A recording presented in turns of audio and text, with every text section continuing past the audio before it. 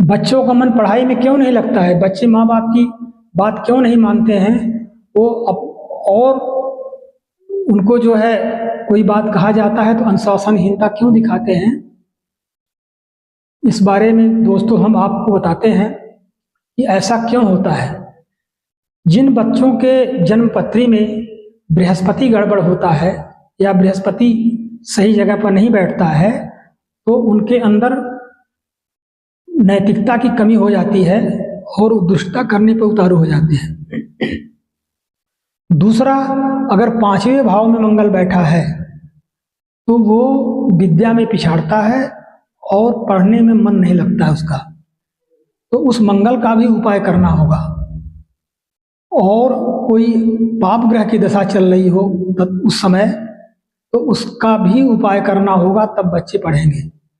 और सबसे ज़्यादा मतलब जब बच्चे का जो है शिक्षा दीक्षा का शुरू होता है, अक्षरारंभ शुरू होता है, तो उस समय उनको गणेश जी की पूजा, कलम की पूजा करवा लेना चाहिए और इसके बाद जो है अक्षरारंभ करा देना चाहिए किसी अच्छे ज्योतिषी से या ब्राह्मण से, जो भी है।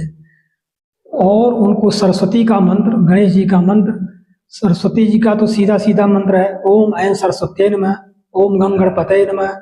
ये छोटे छोटे बच्चे आसानी से याद कर लेंगे।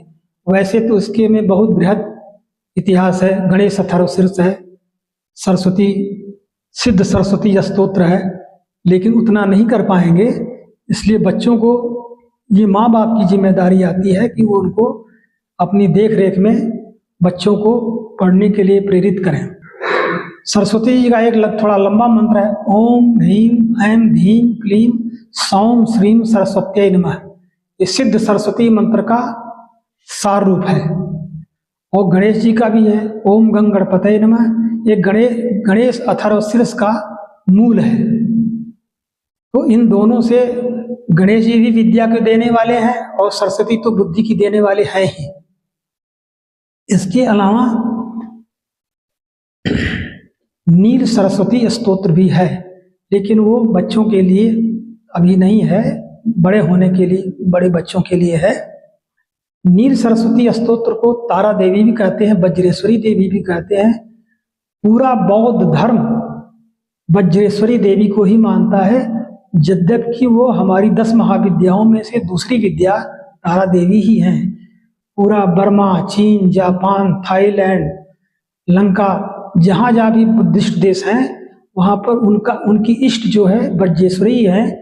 और वज्रेश्वरी माने तारा देवी, काली का दूसरा रूप है, 10 महाविद्या का दूसरा रूप है। ये पार्वती के ही रूप हैं ये सब, लेकिन पार्वती के 10 महाविद्याओं के अलग अलग विशेषता के कारण उनका अलग अलग है, लेकिन ये मोक्ष भी देती हैं और विद्या भी देती है। तो बच्चों को पढ़ाने के लिए जन्मपत्री में आप दिखाएं कि कहाँ पर जो है गड़बड़ी है, उसको सुधारा जा सकता है। जो झुकाव देखिए, उनका इंटरेस्ट देखिए किधर है, उनको जबरदस्ती उनके ऊपर कोई विषय न लादा जाए और जिस विषय में उनका इंटरेस्ट है उसी दिशा में अगर उनको आगे बढ़ाया जाए तो अच्छा है।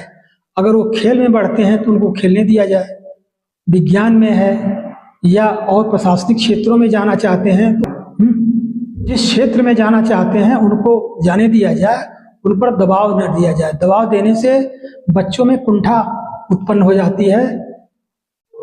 इस प्रकार से जब बड़े हो जाएं तो उनके ग्रहों को देख करके साल भर में एक बार उसकी शांति करा दिया जाए और उनको उत्प्रेरित किया जाए और अच्छे लड़कों की संगत करने के लिए प्रेरित किया जाए और उन पर हमेशा निगाह रखी जाए कि वो गलत संगत में न पड़े।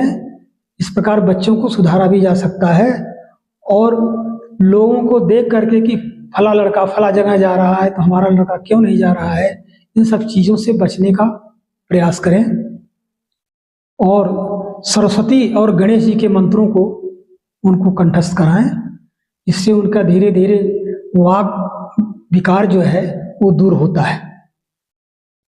तो साथियों, हम आपको ये बताएं कि इस तरह करने से बच्चों में जो नकारात्मक प्रवृत्ति उत्पन्न होती है वो धीरे धीरे ठीक हो सकती है। और फिर हम आपको अगले एपिसोड में बताएंगे। तब तक के लिए आपको धन्यवाद। जय माता शारदा की।